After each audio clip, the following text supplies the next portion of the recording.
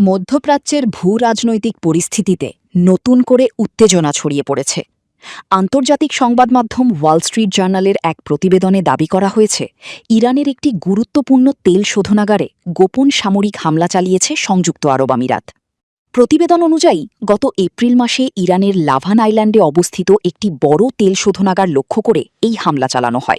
লাভান island ইরানের 10ম বৃহত্তম তেল শোধনাগার হিসেবে পরিচিত, যেখানে প্রতিদিন প্রায় 60,000 ব্যারেল অপরিশোধিত তেল প্রক্রিয়াজাত করা হয়। ওয়াল স্ট্রিট জার্নাল বলছে, মার্কিন প্রেসিডেন্ট ডোনাল্ড ট্রাম্প যখন যুদ্ধবিরতির ঘোষণা দিচ্ছিলেন, ঠিক সেই সময়েই এই গোপন অভিযান পরিচালনা করে আমিরাত। প্রতিবেদনে আরও দাবি করা হয়েছে, যুক্তরাষ্ট্র এই হামলার বিষয়ে আগেই অবগত ছিল এবং তারা পরোক্ষভাবে আমিরাতের পদক্ষেপকে সমর্থনও জানিয়েছে। তবে সংযুক্ত আরব আমিরাত সরকার আনুষ্ঠানিকভাবে হামলার বিষয়টি স্বীকার করেনি। দেশটির পররাষ্ট্র মন্ত্রণালয় শুধু জানিয়েছে, শত্রুভাবাপন্ন আচরণের বিরুদ্ধে নিজেদের রক্ষার অধিকার তাদের রয়েছে।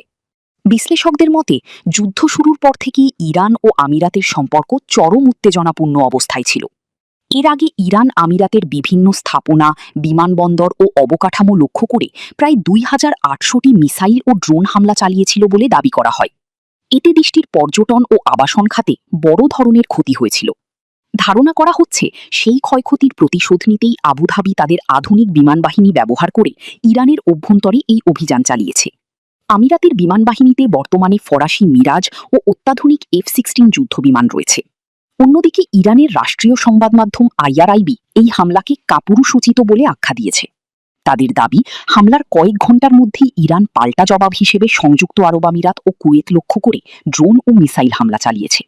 নিরাপত্তা বিশ্লেষকরা বলছেন, মধ্যপ্রাচ্যে এই নতুন সামরিক মেরুকরণ পরিস্থিতিকে আরও অস্থিতিশীল করে তুলতে পারে। বিশেষ করে ইরান, আমিরাত, যুক্তরাষ্ট্র ও ইসরায়েলকে ঘিরে নতুন সংঘাতের ঝুঁকি তৈরি হয়েছে। তবে এখন পর্যন্ত এই হামলার বিষয়ে স্বাধীনভাবে সব তথ্য যাচাই করা সম্ভব হয়নি।